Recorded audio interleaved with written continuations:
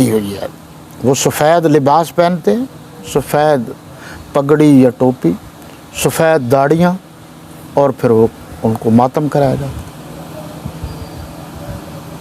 تو جناب ماتم کی تو اسلام میں اجازت نہیں ہے، اور پھر ماتم دکھ پر ہوتا ہے جب ہوئی شہادت ہے، اور شہادت تو ایک رتبہ ہے، ایک اعزاز ہے، تو پھر ماتم کیسا؟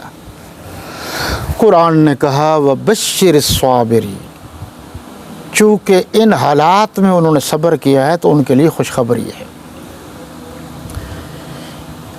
کیا خوشخبری ہے؟ کس وجہ سے خوشخبری ہے؟ کہ مصیبت کے وقت انہوں نے غلط کام کرنے کے بجائے قالو، انہوں نے کہا انا، ہم، للہ، اللہ ہی کے لیے۔ یہ لام کا پہلا جو ہے اس کا معنی کے لیے، اللہ ہی کے لیے، اور ہم اللہ ہی کی طرف لوٹ کر جانے والے ہیں ہی اللہ کا۔ الحب للہ والبغض للہ، کہ مسلمانوں کا کسی سے پیار ہے تو اللہ کے لیے، کسی سے نفرت ہے تو اللہ کے لیے۔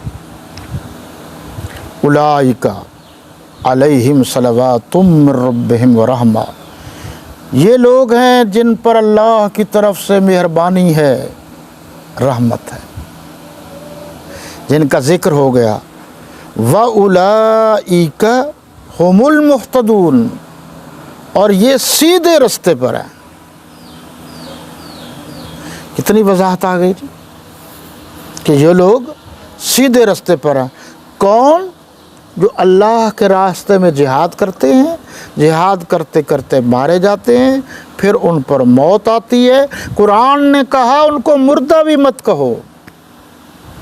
اب سارے مفسرین نے ایک بات لکھی ہے، یہ میں نے عرض کیا ہے پارہ نمبر 4 میں جو یہ ہے رزق بھی دیا جاتا ہے، تو یہ پہلے یہ بات سن لیجئے کہ یہ دنیا کی زندگی اور آخرت کی زندگی الگ الگ دو زندگیاں ہیں۔ دنیا سے کوئی آخرت کی زندگی کی طرف جائے گا، آخرت سے کوئی اس دنیا میں نہیں آئے گا۔ ایک بات یہ بڑی میں اہم بات کر رہا ہوں، پورے ملک میں ایک سما کے عنوان سے یا اس کس عنوان سے بڑا رپھڑ ڈال رکھا ہے، یہ میں وضاحت کر دیتا ہوں۔ اور فتنوں پر میری نظر تو رہتی ہے، صرف ایک فتنے پر نہیں، ہر فتنے پر میں کوشش کرتا ہوں کہ مجھے پتہ ہو، جس کو ہمارے لفظوں میں کہا جاتا ہے فتنہ منکرین حیات النبی یا فتنہ منکرین حیات الانبیاء۔ اچھا وہ اس میں مختلف باتیں کرتے ہیں۔ اس میں جواہر القرآن یعنی مولانا غلام اللہ خان رحمۃ اللہ تعالیٰ علیہ نے، اور یہ مولانا اشرف علی تھانوی صاحب کے خلیفت بھی تھے، شیخ الاسلام علامہ ظفر احمد صاحب عثمانی، جنہوں نے مشرقی پاکستان میں پاکستان کا سب سے پہلے جھنڈا لہرایا تھا، اور یہ ہمارے مغربی پاکستان میں علامہ شبیر احمد عثمانی رحمۃ اللہ تعالیٰ علیہ، انہوں نے پاکستان کا جھنڈا لہرایا تھا، خود لہرایا تھا۔ بانی پاکستان محمد علی جناح نے فرمایا تھا آپ لہراؤ۔ تو لگتا یہ ہے بانی پاکستان کو تو علامہ شبیر احمد عثمانی پر اعتماد تھا، تو جن کو آج اعتماد نہیں ہے، بہانے ڈھونڈ رہے ہیں، پہلے وہ جناب محمد علی جناح صاحب بانی پاکستان سے بات کر لیں، جو ان کے علم کے بھی قائل تھے، تقوی کے بھی قائل تھے، ولایت کے بھی قائل تھے۔ یہ دیکھیے جی، باغات ہیں اللہ تعالیٰ نے بنائے ہیں جنت میں، اور سبز رنگ کے پرندے ہیں، ان میں یہ ارواح جاتی ہیں، تو وہ کھلے ہوئے ہیں جنت میں، وہ پانی پیتے ہیں، کھانا کھاتے ہیں۔ اس کے بارے میں کہا گیا کہ وہاں ان کو رزق پہنچایا جاتا ہے، کیونکہ اس دنیا سے تو وہ چلے گئے ہیں۔ یہ جو انہوں نے لکھا ہے مولانا شبیر احمد عثمانی رحمۃ اللہ تعالی علیہ نے، یہ ذرا دیکھ لیجیے جی۔ یہ فرما رہے ہیں یعنی جس نے اللہ کے لیے جان دی وہ اس جہان میں جیتے ہیں،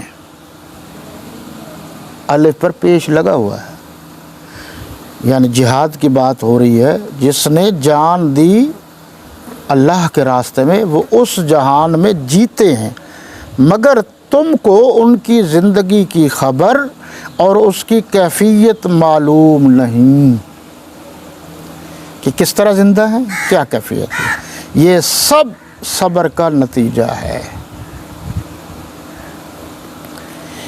یہ بات دیکھ لیجئے جی۔ اور یہ لکھا ہے علامہ ظفر احمد صاحب عثمانی رحمۃ اللہ تعالی علیہ نے، ہر ایک کا بڑا اپنا اپنا انداز ہے۔ انہوں نے جو بات لکھی ہے مجھے یہ بھی بہت پسند ہے۔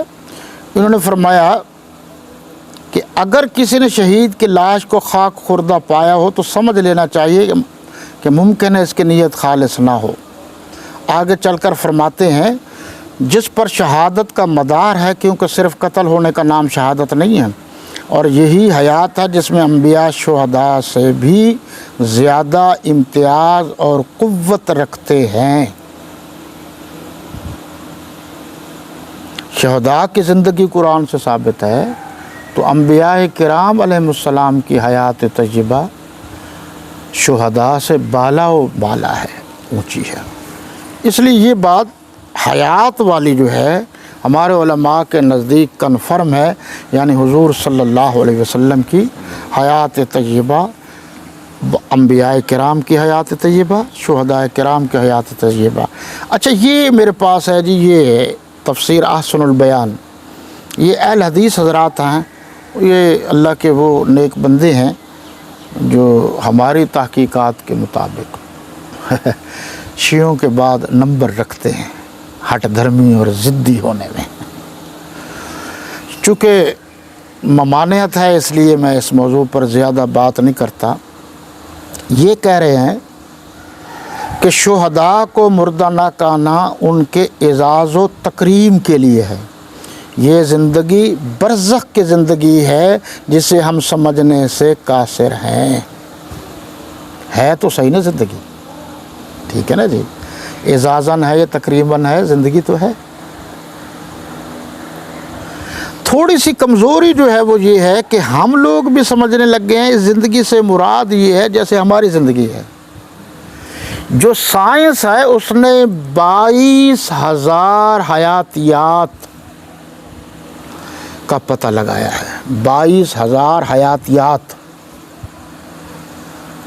اس پر غور، جس طرح انسان یعنی اشرف المخلوقات ہے، اعلیٰ ہے، اس طرح اس کی زندگی اعلیٰ ہے، لیکن انسان کے علاوہ بھی تو بہت ساری اللہ کی مخلوق ہے۔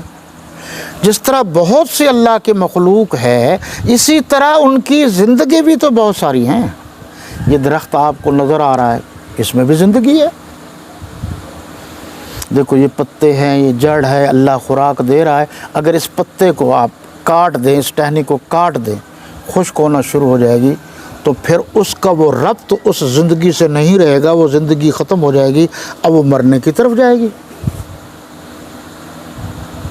یہ بھی تو ایک چیلنج ہے نا۔ پوری دنیا کفر کو کوئی ہے جو اتنی سی گٹھلی سے اتنا بڑا کھجور کا درخت پیدا کر دے، اور اس سے چھوٹا بیج ہوتا ہے بوہڑ کے درخت کا جو بہت بڑا درخت ہوتا ہے۔ کوئی ہے جو ایسا کر کے دکھائے؟